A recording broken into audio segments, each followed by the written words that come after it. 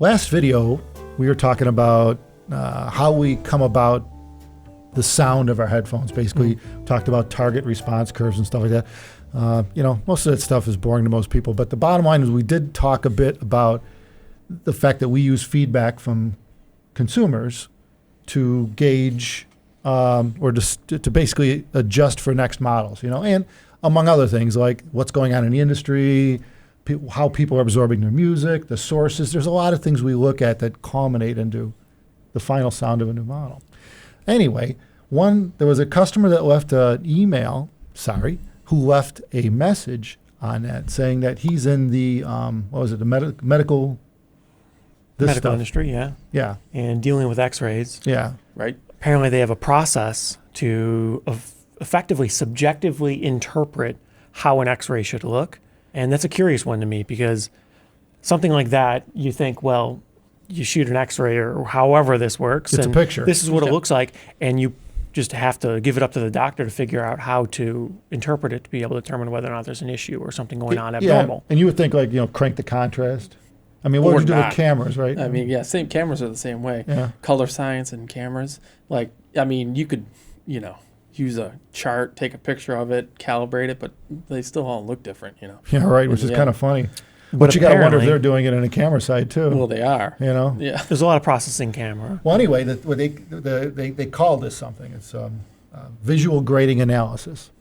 And it's a thing, visual grading analysis. Yeah, apparently it makes sense. They compare whatever the reference image is to an image they adjusted further to try to gain knowledge as to how to adjust the image so that doctors can quickly identify problems with with this sick person, right? They want to be able to easily identify a problem in the image.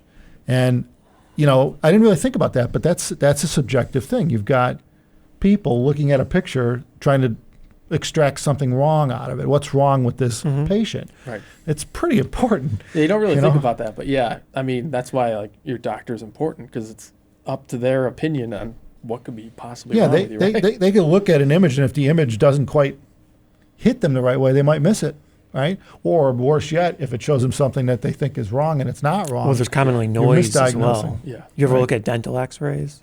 Yeah. That's one that, because a lot of times they're on the screen or whatever when they do the thing, if you're at the dentist, and it's pretty common that you look at these and I can't gather any information out of this. No. And then, of course, the dentist comes by like, right, that's true. Okay, sure. Yeah, he knows every speckle what's on there and why it's showing. At least you hope he does. And I always thought that was a little curious because to me, I look at that and go, how can you interpret that in 3 seconds with absurdly high accuracy? There seems to be some probability that there's going to be some missteps potentially. Well, it turns out the reason this the guy mentioned this is because he said it runs parallel to how we were discussing how we design or ultimately set the sound of our headphones.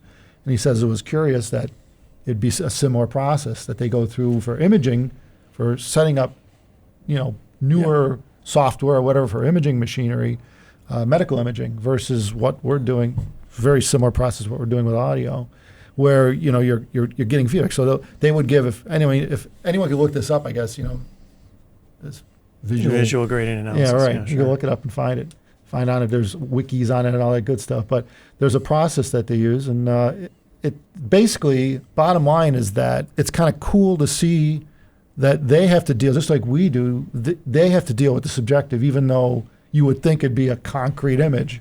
You think that they would have it down, but they actually are looking at, and they said they weigh the results by the experience of the doctors that they're queuing in on this. Right. So they'll give them a couple images and say, which one do you see this better out of, this one, and then they'll tweak the system and the software around the feedback from. We're not talking one doctor. I'm sure we're talking on quite a bit. Well, that makes sense because of course, this is a situation where the outcome is highly dependent on all the steps that happen ahead of time. If the x-ray is done, it doesn't mean that, you detect everything with perfection. Sometimes there's things that are quite challenging for someone to see from what I've seen. And the outcome of the patient is quite dependent on the analysis. So, you really want to ensure a positive outcome in these medical situations. And we apparently have measures in place to help improve over time. And so it's exactly the same from what I could tell Yeah. from the headphone industry, or really any industry where you're a bit unsure because the large size of the group and the inconsistencies you could see sometimes in data. You really just kind of sort of got to make changes and see, well, did this do what we thought? Did it improve or did it make it worse? And you kind of sort of draw conclusions from your measured results. Well, it makes sense because you're looking. I mean, you're dealing with one of the human senses.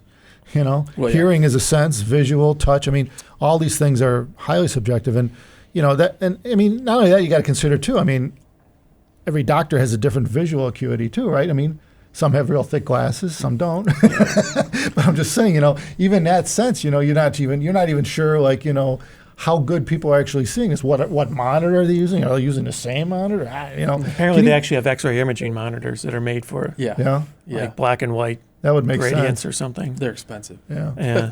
But even with CAT scans, I would think that's because you got a color screen. I think it's a lot more. Or even like with nowadays, they use color with sonar. The what do you call it? Sonar. Yeah, sonar. Well, you use color for a lot of reasons, but it's not seeing color, right? I'm getting a flashback from the old submarine movies. But that's exactly what we're talking about. This color that you're talking about is added in post. True. They're processing this data Right. to come up with color That's true. to help improve recognition and detection. And I always thought it was a little strange. You look at the new machines that we have at the Buffalo Airport. They're using CT scanners instead of X-ray scanners for the baggage and luggage and things like that. They're like big jet engines now. Yeah, they're kind of cool Big looking. turbines. And they apparently allow you to leave everything in the bag now, your liquids, and you could have electronics stacked on top of each other, which in X-ray apparently is problematic.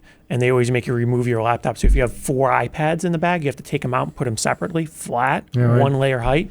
And a lot of times when we go to shows, if we have 4 iPads and 2 laptops, it's a big problem. We need 12 bins. Yeah. But at the Buffalo Airport, you could throw it through, and the CT scanner apparently could just deal with it. So it's curious how much change there's been in the industry over the years. But you look at the screen on these scanners, and the resolution is incredible. And they use color in interesting ways to help presumably highlight and target certain regions and tell you different densities or whatever. Yeah, I'm no you expert. think about it too. That type of system is set up because there's fairly bright lights there too. Where you're going on. I mean, they want to be able to visually see you too, what you look like, what you're carrying, how you walk. So there's a lot of lighting there. So the screen's got to be able to reflect that. But bottom line is that this system was designed to as accurately as possible give the user a visual when something's right or wrong. And same with the medical side of things, where they're trying to adjust a visual so that a majority of doctors can see exactly what they need to see, which is pretty much how audio works, where you're trying to set speaker sound or headphone sound to reach the largest target audience for that particular product. So. I mean, like in airports, it's a different problem than life and death. But they want to not have false positives and stuff, so they don't have people having to open bags, look at stuff. Well, same with medical. Taking more time. And I mean, that's the thing we ran into a bunch of times is like the copper Sony Walkman. That would always get flagged. Yeah, Germany. The German airport didn't like that at all. What's this brick of copper? It probably just looks like a black box. And the X-ray machines, I think they can't see through it. Yeah, right. And they so don't know what what's this in is. it. Yeah, and it's probably thick. so unusual to see such high density and so thick. Right. In a bag. In a passenger bag like that. So, right. But it's curious that it's basically the same thing across all fields. The goal in something like that, X-ray security, when you're screening bags, is to have good confidence that you understand what's in that bag without having to spread everything across the table. And how you do that is you use various technologies to see through the objects, but then you still need to represent this to a human. Someone still needs to read this and interpret it, and obviously they have software. Well, and they sort see of a automate shape, it, but they can't determine what the material is made of. Right. Which is a problem. But remember one time we went through and we had real thick plexiglass. It was some sort of display. It was thick, and the machine flagged it as an organic material, and they had to check it. It was just they were nervous about that one for some reason. Yeah, it's a piece of plastic. Thick plastic. Right, real thick though, and for some reason the machine labels it. Yeah. And mislabeled it, I guess, because I Right. don't know why it's an organic, but maybe that's what plastics are. It's oil based. I don't know what it is. I don't know what it was. Well, the machine flagged it and it didn't like it. But you see they where there's swabbed it errors. and So everything. those are things that need obviously. Over time, that type of feedback, right, would come from the guys in the field. Yeah. saying, we keep pulling out these plastic things Yeah. from people's luggage, and it ain't what the machine's saying. So ultimately, they need to tweak the machine, and it's the same deal with audio and apparently with medical imaging. And I'm sure there's a lot of sciences that when you're interfacing to humans, any of the senses. Well, it's true. There's a lot of anything tweaking. when there's someone at the other end. Yeah. I don't know any other way to optimize do it. And you see people online fighting about this over and over and over. But when you're actually trying to make a headphone and you're trying to make it sound good and you're trying to make people subjectively say this sounds good, and ideally, in addition, people also subjectively claim that this measures good, Yeah. people are going to fight over that, but it's largely subjective Well, I mean, interpretation. and that's the thing. We use measurements to determine where we stand with the headphone design, the course. driver design, and we use the measurements to determine where we stand when we modify the driver design. And, and sure, I mean, we're using measurements, but we're using them in-house. They're not, they're used so that we know what we've changed. We know exactly what we changed by the measurement, and then we listen to it. And the ultimate goal is to use the two to come up with a product that meets the consumer's demand, what they're looking for. Just like the medical industry is doing. They need, the demand is to be highly accurate. And, so we need feedback. What do you see? Here's two pictures. What do you see, right?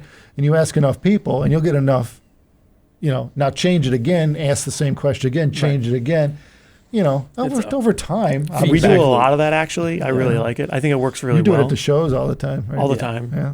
Yeah, and I think it's very helpful closing that feedback loop to not only test yourself, test your method, test your systems, your hardware, test everything. Yeah, we're looking at potentially. fit. We're looking at the way Everything. people react to the sound, Yeah. what gear they like to use with it. How Sometimes we bring two headphones that are otherwise the same but have a small tweak somewhere in the way they fit. an ear pad difference, because Right. now we got a few different kinds of ear pads. And you got to Right. be careful how you ask people the question. You can't ask, how does this feel, or does this one feel better than this one? Because now, in a lot of ways, you could suggest a response from that. You need to make sure that you're paying attention to, ideally, feedback that their body naturally gives you, right? Which can be a little fickle. But these things are hypercritical if you actually want to target on something that more people Well, that or determine to be like positive. because you're engineering the headband design, the shape. We make that we create that metal component in house. We can do whatever we want with it. And bottom line though is that you're looking at it all the time to gauge how it fits hundreds and hundreds of people every time. And sometimes we make incremental changes through a model line, and people. So we're looking at it and we're gauging that. And if you see something where I know how to fix that, you're the guy that's engineering it. So you can, not only are you visually seeing how it's fitting the various customer head shapes, but you know how to implement the change because you've already done it hundreds of times. You know exactly what you did to get where you are, right? And you know where you're going. So it makes but it makes the job a lot easier, versus just randomly throwing a curved piece of plastic. Randomly doing things doesn't work that well. Yeah, not at Well, all. you Yeah. could get lucky, but probably not. Yeah. Sometimes you get lucky. Yeah. Usually it's not too repeatable then, Yeah. right? So for us, the goal is always to make the best headphone. And we've said this before, but people sometimes interpret that incorrectly. That doesn't mean that today we have the best headphones ever made, bar none. Of course, aspirationally, we hope that's There's always the room case. for improvement. Always room for improvement. There's always any headphone on the market. I could tell you a lot of things that are wrong with it, including ours. Plenty of things wrong. You try to minimize the things that are wrong over Well, we time. did a video once that says nothing's perfect. Well, So yeah. if anyone wants to Yeah. go back and search for our nothing's perfect. But video. that's part of this subjective interpretation. Yeah. So now the end user, the consumer, they need to interpret, for me, what do I care about? Do the faults on this align with faults of my own or preferences that I have to make it worse or better? Because there are some times that a product has an issue that you don't care about. So, well, maybe to you it's not really an issue. Well, you did Can Jam SoCal a few weeks ago, a month ago, and now you guys were just in Toronto, TO, You were doing the Toronto show. I don't know what the hell they call it. Toronto Audio Fest. There you Something go. like that. Pretty basic. Yeah, Toronto Audio Fest, right? And and you had a table set up there with two systems, but three systems. Yeah, cool.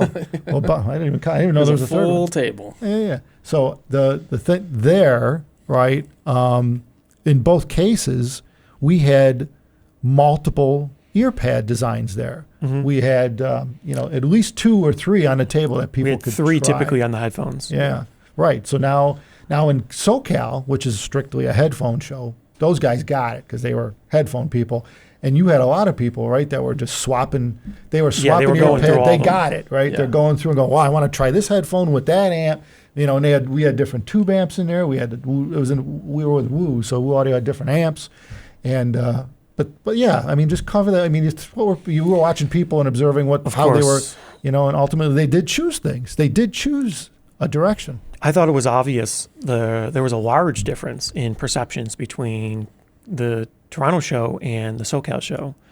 In SoCal, there clearly were people that were more experienced with headphones, and they understood the typical things in headphones. When people saw ear pads out on the table, they were more aware, oh, there's different variations in ear pads. Some people asked about it. Some people were, of course, aware from our videos that we had ported and things like this. And a lot of people went through them. They wanted to hear for themselves the differences. And in Toronto, this largely wasn't the case. We had plenty of people that came out to us and said, hey, I watch your videos. I love them and stuff like that. But a lot of them weren't really as aware or didn't vocalize. I think there were more stereo 2-channel guys. Yeah, it was a 2-channel show primarily. Yeah, it's not. I mean, that's the difference you see with those different types of shows. It's a different group that come to the stereo shows. I get it. There were a lot of people that did get it, and they're like, oh, this makes a difference. And then they wanted to hear all of them, obviously. So then We saw that, but the difference was a lot of these people didn't know this before. They weren't aware that an ear pad could make that big of a difference. Well, it's the same with people do the same thing with cables. They've never played with cables. They just buy something, or the dealer sets them up with something. That's the other thing, because there was a few people that were like, all right, I want to try all the cables, each one of these amps, and all the ear pads. Right. So it's like, oh man. So we're just swapping stuff around. Yeah, it's like, oh man, everything's different. I don't know. So the one guy, he finally like, all right, I want this ear pad with this headphone, with this color, with this amp, with this DAC. You know, it's like you had to go through everything to figure out which is the best. But that's the cool part. Like that, you know, to have that much in front of a consumer. It's great. Yeah. You know, he's able to hone in on exactly where he wants to be. You know, and not only that, you know, it's kind of cool. The experience is cool because maybe you didn't know where you wanted to be. Yeah. You know, you couldn't with your existing headphones or speakers or whatever. You didn't know. Well, yeah, you don't have all the options. You didn't know that you could make a change like that. Yeah, a few people said that. They're like, oh, I didn't know this would make this big of a difference. Yeah. So and to some people, it didn't really matter. So that's the thing. You always see people online saying this and that and fighting over these things. But from my experience behind the table, you see some people that say, I tested this, I heard this. Didn't matter to me. I don't care. And other people, it's night and day. They just never trained themselves, you know, for some reason. They're not there. They just never did that. So it's super subjective. Yeah. You really got to try. I mean, I get it. You know, there's a ton of people that just never played with that stuff, and they're like, see what that requires is education, and we're hoping obviously at these shows that people are getting educated, right? You know, and then they'll teach other people, and it snowballs over time, you know. And it happens through forums, and it happens through friends, and it happens through whatever. And these meets, you know, people have the headphone meets and the can jams, and so we're spreading, you know, like a Johnny Appleseed style. We're spreading seeds for this, but that's what everybody's trying to do, and you know, it's pretty cool. It's cool when people get it, when they see it and they hear it, you know. And it's pretty cool because then it gets expensive because now you're looking at new stuff typically. All right, you're looking, right? Yeah, it's usually that came up a few times in Toronto too. People were like, some people said, oh, I don't even want to hear it. Someone said that. I don't even want to listen to with the cable? So, the HP cable, right? Or I don't want to hear the better amp. Or, you know. He's like, I'm going to try this cable. I don't want to hear a difference because I don't want to have to buy it. And he said shit or something like that. Someone did that, yeah. I mean, you know, and if we see this at every show. It's the way it is, and you know, and it's true, and it's, you know, whatever. Bottom line is this is a hobby. Life and death is here. Well, yeah, that's these guys got to be really, really careful when they change something. You hope, because you could change it the wrong way too. You know, with us, nobody's going to die. Yeah, right. Yeah, it's not life or death. You know, and but yeah, and you know, bottom line is there's still plenty of people, even if any designer's off a little bit, there's plenty of people that would appreciate the totality of that design, because they're mixing it with all kinds of music, equipment. Yeah, there's the variables. You can't. I guess actually that's the point that we tend to not really get across. You could buy something or have something that exists that maybe a lot of people don't like, but that doesn't necessarily mean it's a terrible, worthless product that shouldn't exist. Sometimes there's a group of people that passionately love that product. It's the perfect product for them. It's exactly everything. The chance that was designed for those people. Yeah. I mean, so they made is it that for that. bad? Is that a terrible product? Yeah. It's more complicated. Yeah. Or just a use case. Like it's like they're using it differently than what most people use it for, or something like that. So there's always positive in products. It's just in this hobby, it tends to get very polarizing. And especially when the price is high, I could see why people get very passionate about it. But I think it's cool to see different stuff and people interested in all different experiences. And Toronto, whatnot. you had $500,000 stereo system playing right behind you in the room there. That we did. Yeah. A little too loud. EQ Audio had a beautiful room. I wasn't there, but I saw the video. Somebody covered their EQ Audio up in Canada. Yeah. Beautiful room. Treated, had nice treatment in there, but running the huge focals. Yeah, and they sure sounded were loud. huge. Yeah. With like 1,000-watt name mono blocks. It was cool. It was cool. I could hear it on the video how good it sounded. I mean, relative to some other rooms, this guy walked in with a camera, right? You're like, oh, you could already tell, right? But it's kind of cool. If you know shows, you know what this stuff sounds, you could pick it out in the video. I mean, even not too great if you're trying to listen to open pack headphones. Yeah, right. But Yeah, but hey, it sounded pretty good. Yeah, but I mean, relative to that kind of stuff, headphones are cheap. Right. I mean, they're completely. I mean, you can't even get to that level of cost with headphones relative to 2-channel. But there's even more. Then there's even more variables when you start. Then you got room problems and all that. So headphones, you minimize a few of them. Yeah, I've known people that spend hundreds of grand just to build the room. Yeah. All right, we're starting with a room at $300,000. Yeah. All right. Then we got to put the equipment in. Yeah. Then we need the treatment. We need diffusers. We need this. Another $100,000 for that. Then the electrical, of course, you're going to run full balance power in this room. You're probably going to need a 3 to 5 kVA transformer, right, to run. So you're talking another $25,000-$30,000 for a power system for the room. I've seen people spend a fortune on rooms, and you know what? They love it. That's their hobby. Right. They don't give a shit. They got the money. What are you going to spend it on? You can only buy so many cars. What if you got a jet already? You need another one? Well, maybe. Maybe. Yeah. But I mean, that's to understand. But there is a market for that. The point is there's a marketplace for all price points. That's why the product exists. Right. That's why all these things exist, because somebody's buying it. So anyway, we're rambling on, aren't we? This is a little rambling. Yeah. Well, to end it, Halloween's coming up, which, in case anyone's wondering what all this stuff is on the table, it's Halloween-y here in the There's 12 people watching right now. Yeah, spooky probably. Season, yeah. And we got Diana TC here in a pumpkin pie color. It's one of the customs on the custom shop. So probably delicious. Pumpkin pie. Yeah. It's like a burnt orange color. Mm-hmm. So that was the name of it. So it's appropriate for this time of year. Pumpkins, pumpkin pie. Anyway, we definitely ramble on that. Yeah. Mm-hmm. So there you go. Medical imaging science, audio science. Mm-hmm. Yeah, they work. Airports. Yep. And dentists. Same shit. And dentists. Dentists. Yeah. We covered that pretty well. If you ask me, the video wasn't that long. So not bad. Covering all that in a short 15-minute video. That's right. Well, it's more like a 28-minute video probably. I don't know. We don't have a timer. Should put a timer in. See, that's the problem. We don't have a clock. Yeah. That's why we ramble. That's it. It's the whole thing. It was probably 34 minutes of recording. Yeah. Well, we'll call it a 28-minute video. We'll tell our man to edit it down a little bit. Got some of that. Thanks, everyone, for watching. Thank you. Subscribe.